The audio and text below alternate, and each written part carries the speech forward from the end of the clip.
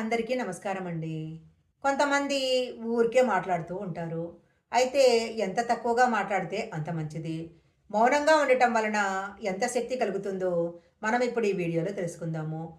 ముందుగా ఒక చిన్న రిక్వెస్ట్ అండి. మీరు గనక మా ఛానల్ మొదటిసారి చూస్తున్నట్లయితే వెంటనే సబ్స్క్రైబ్ చేసుకోండి. పక్కనే ఉన్న బెల్ ఐకాన్‌ని యాక్టివేషన్ చేసుకుంటే మేము పెట్టే వీడియోలన్నీ కూడా మీకు ముందుగానే నోటిఫికేషన్‌గా వస్తాయి. ఇక లేట్ చేయకుండా వీడియోలోకి వెళ్ళిపోదాము. ఒక ఊరిలో భార్యాభర్తలు ఎప్పుడూ గొడవ పడుతూ ఉండేవారు.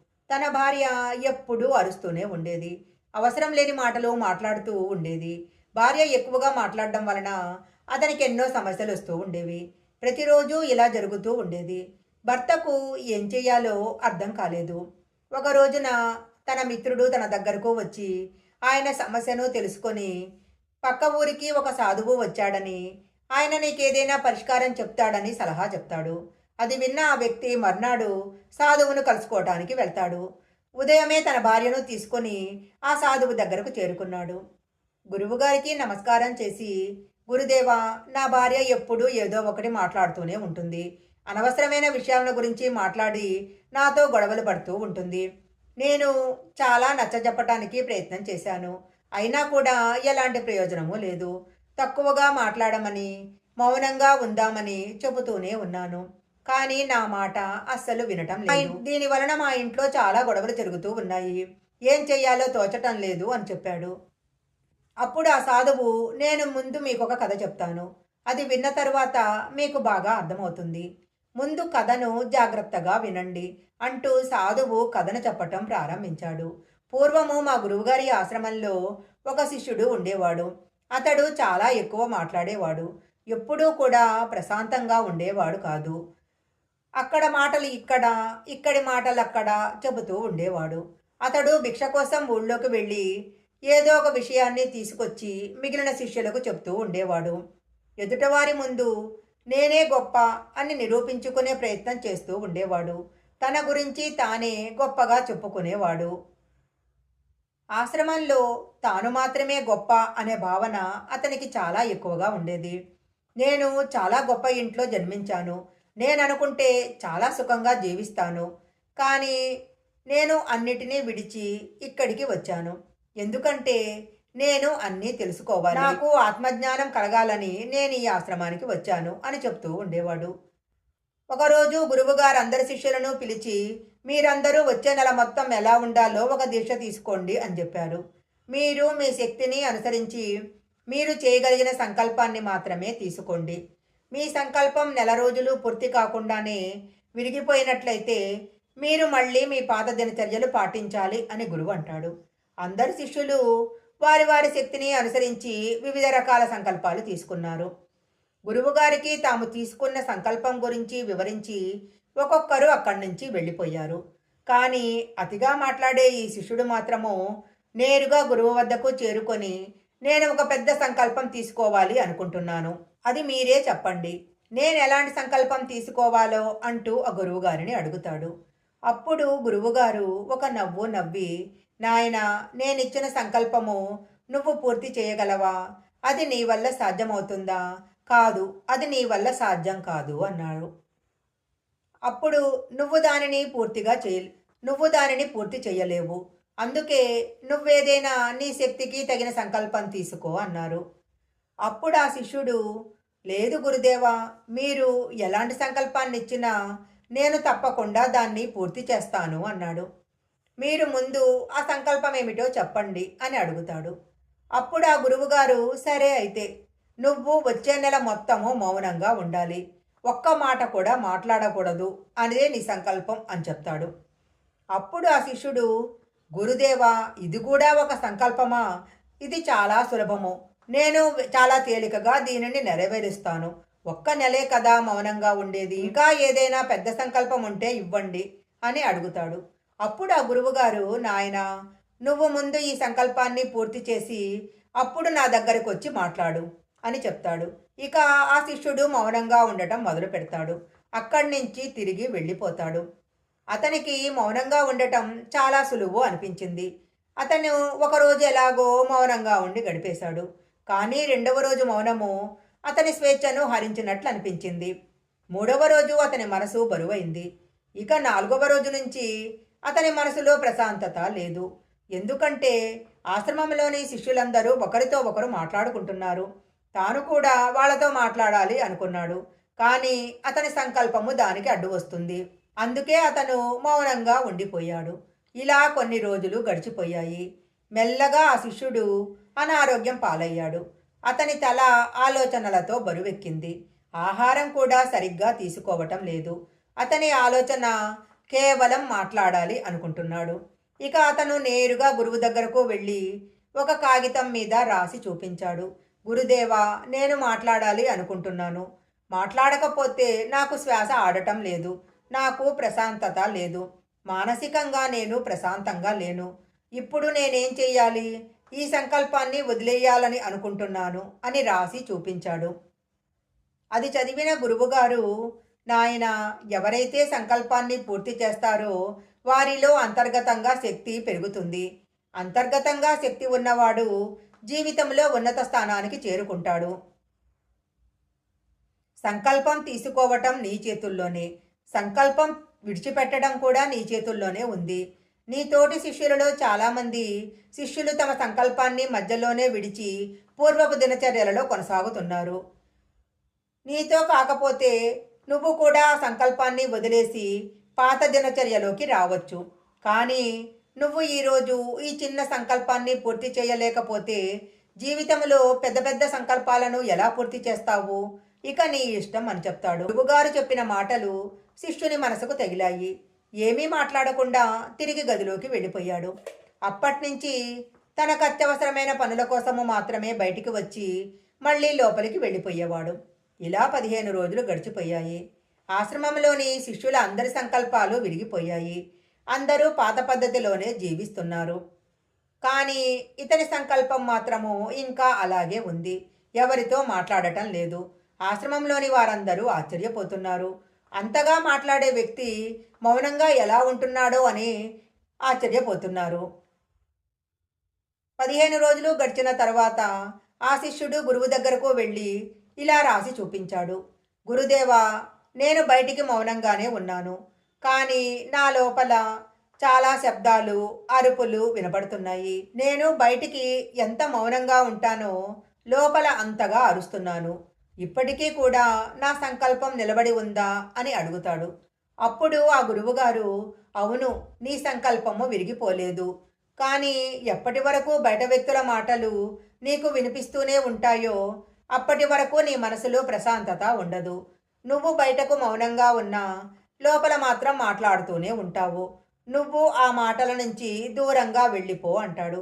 గురువుగారికి నమస్కరించి అక్కడి నుంచి శిష్యుడు వెళ్ళిపోతాడు. ఉదయం తొందరగా లేచి అడవుల వైపు వెళ్ళిపోయాడు. ఇలా రోజులు గడుస్తున్నాయి. సంకల్పం కోసం గురువుగారిచ్చిన నెల రోజులు గడిచిపోయాయి. కానీ అడవుల్లోకి వెళ్ళిన శిష్యుడు మాత్రము ఇంకా తిరిగి రాలేదు. ఆశ్రమంలోని శిష్యులందరూ అతనిని అడవిలోని క్రూర జంతువులు చంపేశాయేమో అని అనుకున్నారు. అందరూ అతడి కోసము ఎంతో వెతికారు. కానీ అతని జాడ మాత్రం దొరకలేదు. ఇక అందరూ నిర్ధారించుకున్నారు, అతడిని ఏ అడవి జంతువులో చంపేసి ఉంటాయని, అతడు మరణించి ఉంటాడని అనుకున్నారు. కానీ గురువుగారికి మాత్రము అలా అనిపించలేదు. ఏదో ఒక రోజు కానీ గురువుగారికి మాత్రం అలా అనిపించలేదు. ఒకరోజు ఆ శిష్యుడు గురువు దగ్గరకు వచ్చి, గురుదేవా, అతిగా మాట్లాడే శిష్యుడికి ఏం జరిగింది? నిజంగానే అతన్ని జంతువులు చంపేశాయా అని అడిగాడు. అప్పుడు గురువుగారు నువ్వు చెప్పింది అయినా అయి ఉండవచ్చు, లేదా అతడు తిరిగి రాకపోవటానికి వేరే కారణమై ఉండవచ్చు. అతడు దేనికోసమైతే అడిగి వెళ్ళాడో అది నెరవేరిందేమో అన్నాడు. అప్పుడు ఆ శిష్యుడు, గురుదేవా, ఎక్కువ మాట్లాడటం అంత ప్రమాదమా అని అడిగాడు. అప్పుడు గురువుగారు, నాయన, మానవునికి ఉండే అనేక దుఃఖాలలో ఒక దుఃఖం ఏమిటంటే మౌనంగా ఉండకపోవటము. మానవుడు ఎల్లప్పుడూ ఏదో ఒకటి మాట్లాడుతూనే ఉంటాడు. మనం అనవసరంగా మాట్లాడటం వలన అనేక సమస్యలు వస్తాయి.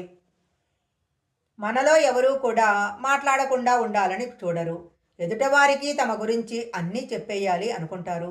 మన మనసులో ఉన్న విషయాలను ఎదుటవారికి అవసరం లేకున్నా వారికే చెప్పాలి అనుకుంటారు. తాను చెప్తున్నది సరైనదేనని వాదిస్తూ ఉంటారు. సరిగ్గా ఇలాగే ఎదుటివారు కూడా ఆలోచిస్తారు. ఇలా ఒకరి గురించి ఒకరు చెప్పుకోవటము జీవితాంతం నడుస్తూనే ఉంటుంది. దీనివల్ల ఎవరికీ లాభం ఉండదు. అంతేకాదు వారి శక్తి, విలువైన సమయము, వాళ్ళు గౌరవాన్ని కోల్పోతారు. అప్పుడు ఆ శిష్యుడు, గురుదేవా, మరి దీనికి పరిష్కారం ఏమిటి అని అడిగారు. అప్పుడు గురువుగారు, నాయన, పూర్తి అవగాహనతో మన ఆలోచనలను చూడాలి. మాట్లాడుతున్న ప్రతి మాటను ఆలోచించి మాట్లాడాలి అని చెప్తాడు. ఆశ్రమాన్ని విడిచి 3 నెలలు గడిచిపోయాయి.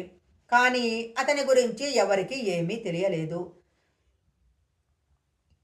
అందరూ కూడా ఇక అతను తిరిగి వస్తాడన్న విషయాన్ని మర్చిపోయారు.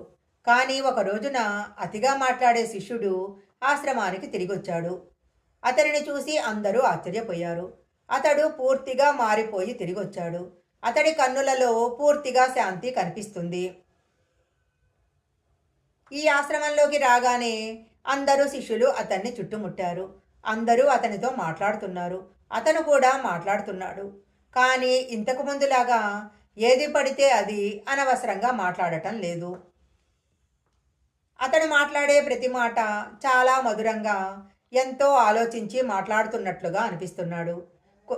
కొద్దిసేపు శిష్యులతో మాట్లాడిన తరువాత నేరుగా గురువుగారి వద్దకు చేరుకున్నాడు. గురువుగారి పాదాలకు నమస్కరించి, గురుదేవా, నేనిప్పుడు కూడా మౌనంగా ఉన్నానా అన్నాడు. నా సంకల్పం ఇంకా నడుస్తుందా అంటూ అడుగుతాడు. అప్పుడు ఆ గురువు శిష్యుడి కన్నులను బాగా గమనించి, నువ్వింకా మౌనంలో ఉన్నావు, నువ్వేమీ మాట్లాడటం లేదు, నీ సంకల్పం ఇంకా నడుస్తూనే ఉంది అంటాడు.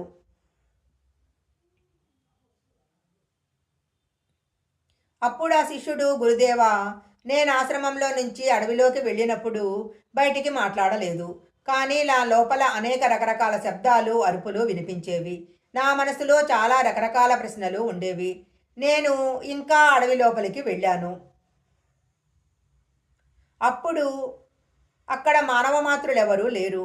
నాకు శాంతి లభిస్తుందని అక్కడికి వెళ్ళాను. నేనెంతో ఏకాంతంలోకి వెళ్ళాను. నా లోపల ఉన్న శబ్దాలు మరింత పెరిగాయి.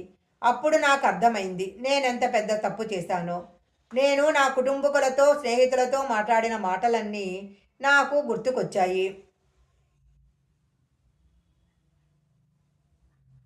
ఎదుటవారిని నా మాటలతో ఎంత ఇబ్బంది పెట్టానో నాకు అర్థమైంది. చాలా రోజుల వరకు పాతవన్నీ నాకు గుర్తుకొస్తున్నాయి. కానీ మెల్లమెల్లగా ఒక్కొక్కటి నా మనసులో నుంచి పాత విషయాలన్నీ తొలగిపోయాయి. ఇక లోపలి నుంచి కూడా నేను మౌనంగా ఉన్నాను. ఆ అడవిలో నాకు కొత్త విషయాలు చెప్పేవారు ఎవరూ లేరు. మెల్లమెల్లగా నాకు శాంతి లభించింది. ఇప్పుడు ఏ ఆలోచన లేదు. ఎవరితో మాట్లాడవలసిన అవసరమూ లేదు. ఆ రోజు నాకు పూర్తిగా 4 వైపుల నుంచి శాంతి లభించింది. అయినా కూడా కొన్ని శబ్దాలు వినపడుతూ ఉన్నాయి. ఆ శబ్దాలు ముందు కూడా వచ్చేవి. కానీ నేనే వినలేకపోయాను. ఆ శబ్దాలు ఏమిటంటే, గాలి వీస్తున్న శబ్దము, పక్షుల కిలకిలా శబ్దము, పారే నీటి శబ్దము. ఇవన్నీ కూడా నేను మొదటిసారి విన్నాను. అన్ని వైపుల నుంచి నాకు శాంతి లభించింది. నాకు ఇంతకు ముందెప్పుడు ఇంత శాంతి లభించలేదు. ఇప్పుడు నేను ఆశ్రమంలోని శిష్యులతో మాట్లాడాను. మీతో మాట్లాడుతున్నాను. నేను అన్నీ చూస్తున్నాను, నడుస్తున్నాను. కానీ లోపల మాత్రం చాలా ఏకాంతంగా ఉన్నాను, మౌనంగా ఉన్నాను. నా మనసులో ఏ ఆలోచనలు లేవు. ఇప్పుడు కూడా నేను ఏకాంతంగానే ఉన్నాను అని శిష్యుడు అంటాడు. అప్పుడు గురువుగారు, నాయన, మనం బయటికి మాట్లాడుతున్నవన్నీ రోజులు లోపల అశాంతి ఉంటుంది. ఏ రోజైతే లోపల పరిశీలించి చూసుకుంటామో అప్పుడు బయటికి మనం మాట్లాడలేము. లోకంలో ఎన్ని చెడు పనులు జరుగుతాయో అవన్నీ కూడా కేవలం ముందుగా మాటలతోనే మొదలవుతాయి. మనం అవసరానికి మించి మాట్లాడతాము. మనం ఎదుటివారు చెప్పేది వినము. ముందుగా మన గురించి గొప్పగా చెప్పుకుంటాము. దీనివల్ల మన విలువైన శక్తి, సమయము రెండూ వ్యర్థమైపోతాయి అని గురువు చెప్తాడు. దీనివల్ల మనం విలువైన శక్తి, సమయము రెండూ వ్యర్థమైపోతాయి అని గురువు చెప్తాడు. చూడండి, ఎప్పుడైతే ఒకరు చెప్పేది పూర్తిగా వినకుండా అనవసరంగా మాట్లాడుతారో ఎదుటివారిని అర్థం చేసుకోకుండా మాట్లాడతారో అప్పుడు గొడవలు మరింత పెరుగుతాయి. ముందుగా మీరు శాంతంగా ఉండటం నేర్చుకోండి. మాట్లాడుతున్న ప్రతి మాట ఆలోచించి మాట్లాడండి. ఒకరిని ఒకరు అర్థం చేసుకోండి. ఎంత అవసరం ఉంటుందో అంతే మాట్లాడుకోండి. వ్యర్థమైన మాటలు మన సమయాన్ని, శక్తిని నష్టపరుస్తాయి అని సన్యాసి చెప్తాడు. ఇక ఆ దంపతులు తమ తప్పును తెలుసుకొని గురువుగారికి నమస్కరించి ఆనందంగా అక్కడి నుంచి వెళ్ళిపోతారు. ఈ వీడియో కనుక మీకు నచ్చినట్లయితే లైక్ చేయండి, షేర్ చేయండి. ఇలాంటి మరిన్ని వీడియోల కోసం మా ఛానల్ సబ్స్క్రైబ్ చేసుకోండి.